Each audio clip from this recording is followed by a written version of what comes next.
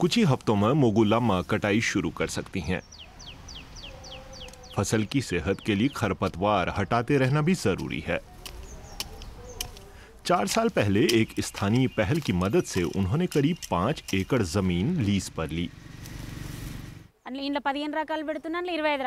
मैं 15 से 25 किस्में उगा रही थी। मुझे अच्छा लगा, बच्चे पढ़ सके, इसके लिए खेती से जुड़ी रही। मेरी बेटी ने टीचर ट्रेनिंग कर ली है और मेरे बेटे ने 15 साल की उम्र तक पढ़ाई की है। और लोगों की तरह वो महामारी से विचलित नहीं हुई। पिछले अक्टूबर तेलंगाना राज्य में आई विनाशकारी बाढ़ भी उन्हें हिला नहीं सकी। पिछले 7 साल से वो मोटा अनाज उगा रही हैं और कामयाब भी हैं।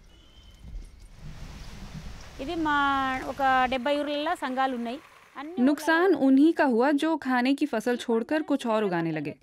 हमारा तो कुछ नहीं गया। जिन्होंने कपास बोया और एक बार में ही सारा बेच दिया, उनके पास खाने के लिए कुछ बचा ही नहीं। मोगुलामा जैसी किसान हाशिए पर रखी गई हैं, एक तो औरत और जात भी नीची। लेकिन मोगुलामा ने इस सांचे को तोड़ दिया।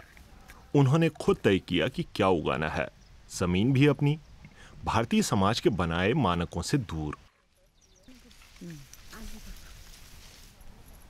दक्कन डेवलपमेंट सोसाइटी की बदौलत ये संभव हो पाया। मोगुलामा उसकी मेंबर हैं। 1980 के मध्य में बनाए संगठन जैविक सामुदायिक खेती के लिए औरतों को संगम यानी समूह बनाने के लिए प्रेरित करता है। अंतर्राष्ट्रीय फंडिंग संस्थाओं और सरकार से वित्तीय मदद मिलती है। औरतें यहां जलवायु परिवर्तन से अछूती सूखी जमीन वाली फसल ही उगाती हैं। इसकी खासियतें भी जान लीजिए। Number 2, we are growing crops which हम ऐसी फसलें उगा रहे हैं जो मिट्टी की क्षमता को नहीं सोखती। कुपोषण का खतरा नहीं है क्योंकि मोटा अनाज है, इसलिए बहुत पौष्टिक है। लोग आसानी से खरीद सकते हैं, सस्ता है।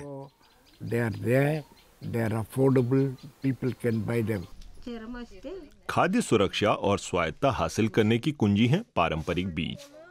65 साल की चंद्रमा बीडेरकानी गांव में सामुदायिक बीज बैंक की इंचार्ज हैं। कंकड़ गारे निकालने के लिए वो बीजों को ध्यान से छांटकर स्टोरेज में रख देती हैं। पहले इन औरतों को अछूत माना जाता था, लेकिन आज उनकी सामाजिक स्थिति बेहतर हुई है क्योंकि संगठन के जरिए उनमें मजबूती आई है। ये दलित औरतें अपना कम्युनिटी रेडियो भी चलाती हैं। महामारी में बड़ा काम आया। संगम रेडियो विंटुन्न मी अंदरिकी जनरल नरसम्म नमस्ते। मनमु ఒక మంచి పాటను విందామండి। नरसम्मा को लोग जनरल नरसम्मा कहकर पुकारते हैं। वो एक डेली प्रोग्राम बनाती हैं जिसमें पारंपरिक खेती के तरीके भी बताए जाते हैं। सुनने वाले बहुत हैं।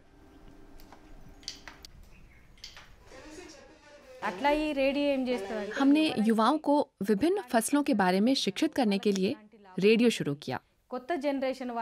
फसल उगाने से लेकर बीज बचाने तक। हम बूढ़े लोगों से इंटरव्यू कर उनके अनुभव भी सुनाते हैं। लॉकडाउन में बाजार बंद हुए तो संगारेड्डी जिले की मोगुलम्मा और अन्य किसान औरतें भूखी नहीं रही, बल्कि उन्होंने दूसरों की भी मदद की। हम सबके घरों में खाना रखा था। हर गांव से हमने अनाज जमा किया, पैक किया और बांटा। गर्भवती महिलाओं और नवजात बच्चों की माओं को मोटे अनाज का पौष्टिक पानी भी मिला।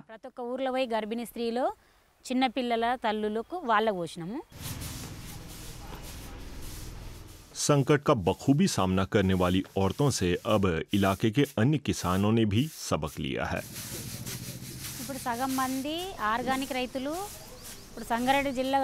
70 गांवों में आधे किसान हमारी तरह जैविक खेती कर रहे हैं और कम्युनिटी का हिस्सा हैं।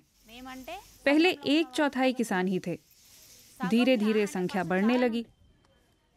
लॉकडाउन के बाद आधे से ज्यादा किसान जैविक खेती में आकर पारंपरिक फसलें उगा रहे हैं।